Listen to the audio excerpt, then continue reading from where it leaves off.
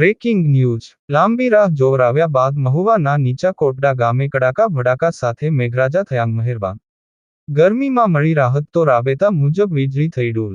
વરસાદી પાણી રોડ પર વહેતા થયાં બાળકો માંગ ખુશી જોવા મળી.